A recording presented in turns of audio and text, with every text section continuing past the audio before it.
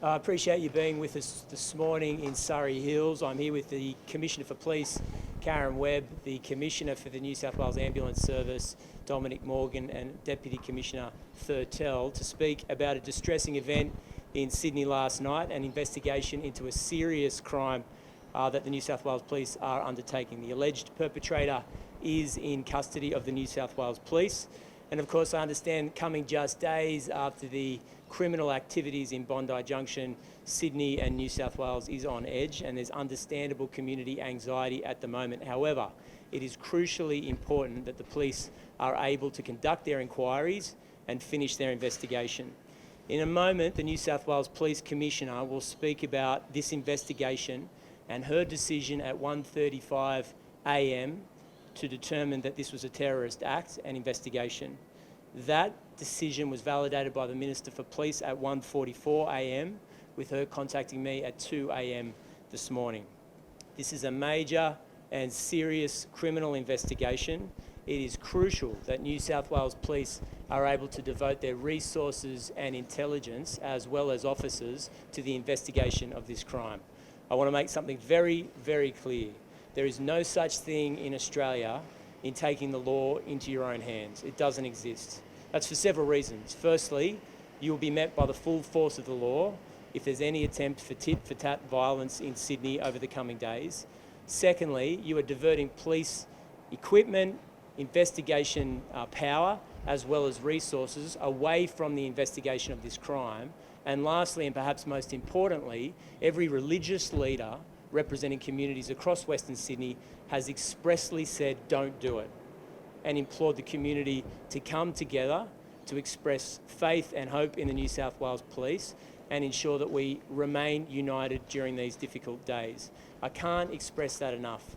Late last night at 10:30 p.m, I convened a meeting of faith leaders representing major religious organisations across Western Sydney, and their message to their communities was universal and identical, and that is that they deplore violence in all forms, that they have faith in the New South Wales Police to undertake their investigation and their inquiry, that they call for peace amongst all communities in Sydney, and most importantly, that people remain calm during this obviously distressing period. I'm going to hand over to the New South Wales Police Commissioner. Thanks, Premier. Thank you for being here. Shortly after 7 p.m. last night, police were called to a church in Wakeley in southwest Sydney in relation to reports that a male was stabbing the clergy inside that building. Police responded and arrested a young person, and he was restrained inside that building. Subsequently, as has been mentioned, at 1:35 a.m. this morning, after consideration of all the material, I declared that it was a terrorist incident. Strike Force Patrina has been established to investigate that side of the events last night, and a referral has been made and agreed to by the Joint Counter-Terrorism Investigation Team that we will work jointly with New South Wales Police Lead with AFP and other Commonwealth agencies in this investigation. Whilst police were responding to the incident at Wakeley with New South Wales Police Ambulance to provide assistance to those injured, including the offender, people converged on that area and began to turn on police. People used what was available to them in the area, including bricks, concrete, palings, to assault police and throw missiles at police and police equipment and police vehicles. We've had police injured and taken to hospital overnight, and we've had many police vehicles damaged. 20 have been damaged and 10 are unusable. This is unacceptable. Police attended the incident in Wakeley last night to assist that community in response to calls for assistance, and the crowd turned on police. That is unacceptable, and those that were involved in that riot can expect a knock at the door. It might not be today, it might not be tomorrow, but we will find you and we will come and arrest you. That is totally unacceptable. Strike Force DRIBS has been established by South West Region Command to investigate the riot and those involved in assaulting police going about their job. The police officers, and of which there were many, acted courageously to protect that community, protect witnesses, victims, and the ambulance officers that were there to do their job. They went there last night to do their job and they were turned on. And they will be prosecuted when they're identified. Strike Force DRIBS will be formed to respond to the riot, and additional patrols will be put in place for Sydney to help community harmonisation, because we can't and we don't want this to happen again. This should be an isolated incident, but it will be investigated and those involved can expect to be prosecuted. Thank you. Are there any questions? I'll hand to Don Morgan first. Thank you. Thanks. Good morning, everybody. Last night, New South Wales Ambulance attended to 30 different patients that we assessed and treated over the course of about 3.5 hours. Out of those, 7 patients were transported to hospital across the Sydney area. 5 of them were by New South Wales Ambulance, 1 by New South Wales Police, and another patient was sent by private transport for a range of medical conditions and trauma-related conditions. Approximately 20 people were affected by OC spray, oleoresin capsicum spray. One of the things I need to make most clear, this was a rapidly evolving situation where the crowds went from 50 to number of hundreds of people in a very rapid period of time. Our paramedics became directly under threat and were supported by police and had to retreat into the church. The paramedics that serve this community and the police every single day were holed up in that church for 3.5 hours. 6 of our paramedics could not leave that facility for fear of their own safety from the community that they serve. I echo the words of the Police Commissioner. This is outrageous. Our people that do nothing but go to care and help every single day need to know that they've got the support of the community.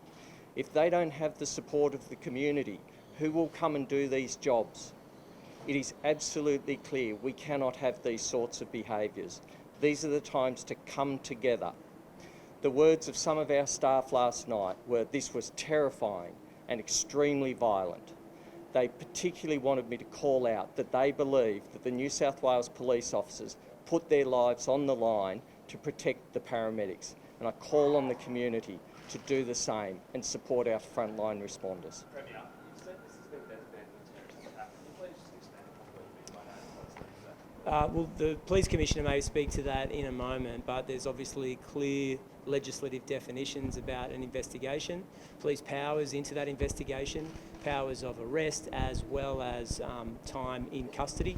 That was a decision made in the early hours of this morning. We believe it's the correct decision under the circumstances, but I'll ask the Police Commissioner to elaborate more. Can you also just define what constitutes a terrorist attack and what you think he did that crossed the line? The elements that I considered, I had a teleconference with my team from Counter-Terrorism Command for over an hour this morning to talk through this. The things that influenced my decision to declare this a terrorist incident was the actions of the individual who attended, we will allege attended that church with a knife, armed with a knife, and stabbed the bishop and priest, and others were also injured. We believe there are elements that are satisfied in terms of religious motivated extremism, and of course the intimidation of the public through that person's acts by attending that church whilst it was being live streamed, intimidating not only the parishioners in attendance but those parishioners who were watching online, and subsequently those people that turned up to the church on the outside and the subsequent riot that happened. What can you tell us about the attack? We understand he's about 16 years of age. He is known to police. However, he has not been on any terror watch list. How long was this attack process for? Was it premeditated in the way Well, we will allege that there is a degree of premeditation on the basis that this person has travelled to that location, which is not near his residential address. He's travelled with a knife, and subsequently the bishop and the priest have been stabbed, who are currently in surgery, as I understand it. They are lucky to be alive. Was he working with anyone else?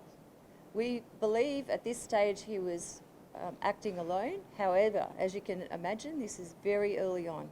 So at this stage, that is our belief. Can you take us, sorry, I was just going to say, can you please confirm the weapon? So we're hearing that the knife may have been closed and he stabbed him with the knife still closed. And then can you also just confirm the rumours about the fingers?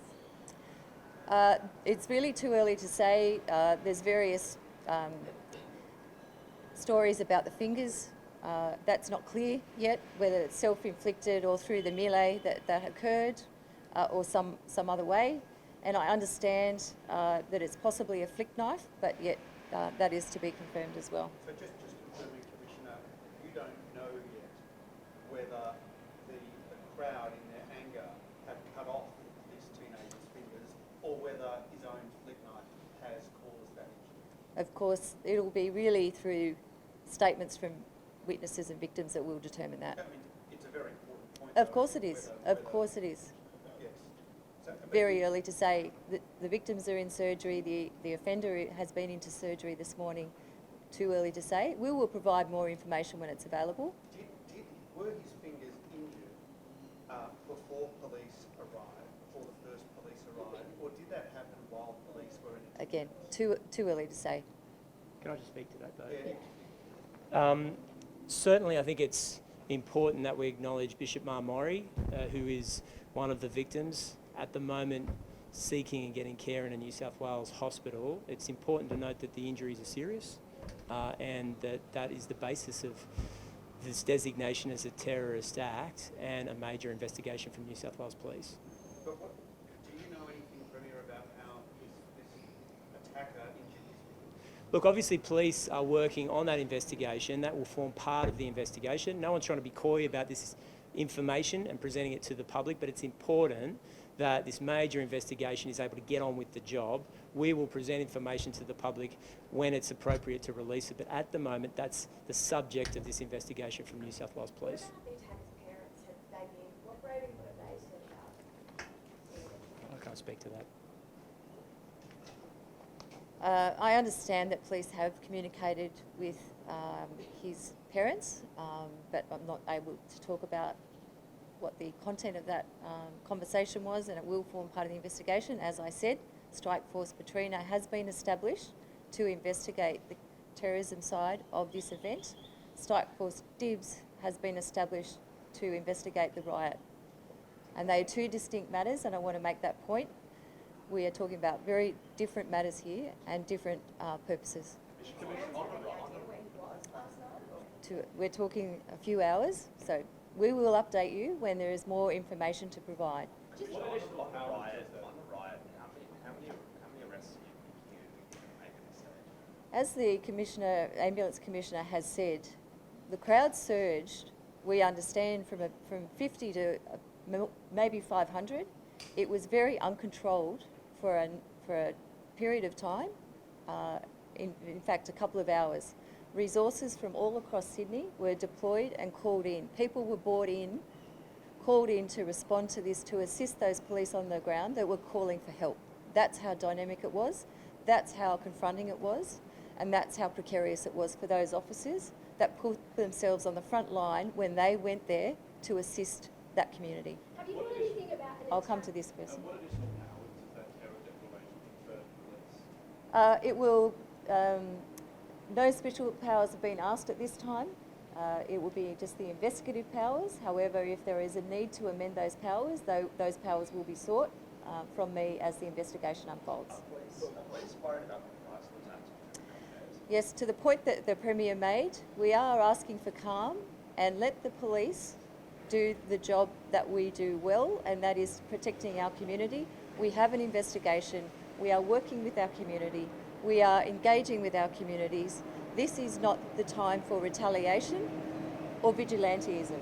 Have you heard had any contact with the social media account of the Commissioner and the lot, including the press conference and several users suggesting the attacker had mental health issues? Have you been in contact with them about taking that down? The issue of social media, it's widely used, obviously, and sometimes that's a help for us. It becomes an evidentiary tool. But as I said, it's very early on in this investigation, and if that's it. It's on the Bishop's own. We do interact with social media companies, and that maybe canvass today. Have you heard about plans last night from that mob to go attack a mosque and then consequently 100 people gathering in a nearby mosque to retaliate? There's been all sorts of things flying around. Police have been patrolling last night, and that's not the experience that officers on patrol in southwest Sydney and other places of Sydney have reported. Commissioner, just to be crystal clear, there's a quite graphic photo of the man who is cut off. Is that a photo of the assailant's hand? And did that happen last night? I haven't seen that photo, but given that I understand that the person of interest has injuries to his hand, that is likely the case, but I haven't seen that. Have you heard any? Commissioner, you mentioned that you believe this to be a religiously motivated incident. What was his specific motivation? What has led you to believe that, apart from the fact that he's attacked a bishop in the church? I think there's probably versions on social media. It was a live stream sermon, as I understand it. I understand that he made certain comments as he was approaching the bishop. There's been other comments made. Those comments and all that information available to us at 1 o'clock this morning, I took into consideration in making that declaration. What comments did he make? Around religion. It was centred around religion. Do you know anything about him being there or attending that particular church on Friday, a few days earlier? I'm not aware, and certainly if that's the case, then we'll pursue that as a line of inquiry. The local member Dialy's calling for more police resources in Western Sydney. Police resources had to come from all over the city last night. Does she have a point? In these situations, and it's not unusual, a police officer facing that situation, and that's an unusual situation. This doesn't happen in Sydney. A Signal 1 was called by the police who attended and were surrounded. Police from all over Sydney responded, as we would, as I've done in my career. That's what we do to support each other. The welfare and safety of our staff is paramount. We all came together last night from all over Sydney. Our specialist resources were recalled. The Public Order and Riot Squad was recalled. Tactical Operations Unit responded. Pol Air responded. That's what we do. We work together. Will you be prosecuting those rioters who jumped on police cars? We will. They can expect a knock on the door. We won't tolerate that. Police officers were doing their job and they were attacked. That's the simplest I can put it. They were attacked. They can expect to be prosecuted. We heard earlier that this teenager was known to police but wasn't on terror watch list, so to speak. Were they known to police in another capacity? For instance, organised crime links or anything like that? As I understand it, not organised crime links, but he had come under notice. Not often. He wasn't well known to police, but I think the important thing here is that he wasn't known to us from a terrorism point of view. He was not on any terror watch list. So the issues are different. This is the first time this individual has come to our attention in this manner, and as such, we're treating it very seriously, as you can imagine. Commissioner, have you made, sorry, just to come back to what I asked earlier, has there been a preliminary assessment on how many arrests may be made as a consequence of the riots that have followed afterwards? There will be a lot of work done, and let me tell you, we will work through it meticulously. For any footage, any evidence of any individual has participated in that riot and thrown missiles at police, injured police officers, and damaged property, damaged the local community, we will be pursuing all those individuals. They can expect a knock on the door. Can I just say, sorry, Commissioner. Can I just say it's very important right now that people not respond to rumour on social media or even in this media conference today. New South Wales Police will provide information to the public based on their investigation, and rumours can spread in the community and start disharmony or a breach to the public order very quickly. So wait for official communication from New South Wales Police.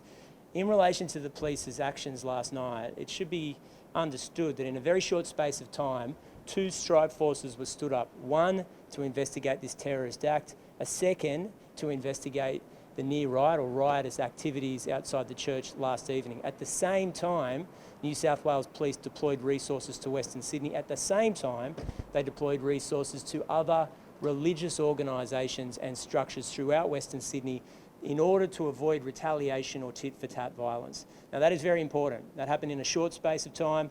Within a couple of hours, literally hundreds, if not 1,000 police were on the ground keeping the community safe. The message from New South Wales Police and the government this morning is very clear. Remain calm. Let the police do their job.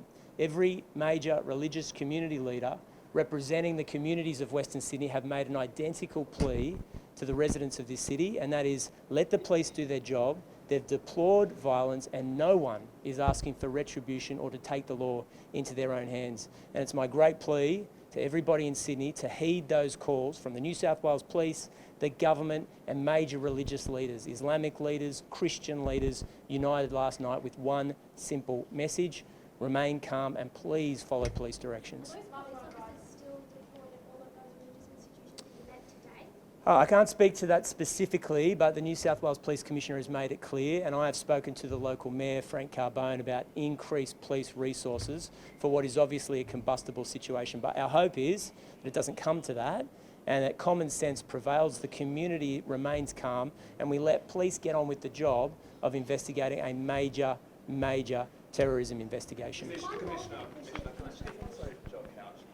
There's reports around that the Westfield, Parramatta and Penrith in the days leading up, weeks leading up to the attack. Could you confirm if those reports are true? And if so, is there a report that might have attacked a couple of Westfield? I've heard those reports myself, and we will be looking at all of those angles. I made it clear from the beginning that we will be going back in this fellow's movements and his history for days, weeks, and even into his childhood to get a better understanding of what he was thinking.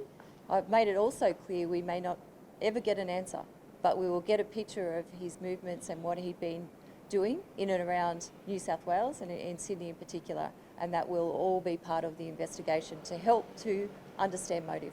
Thanks, everybody. Thank you.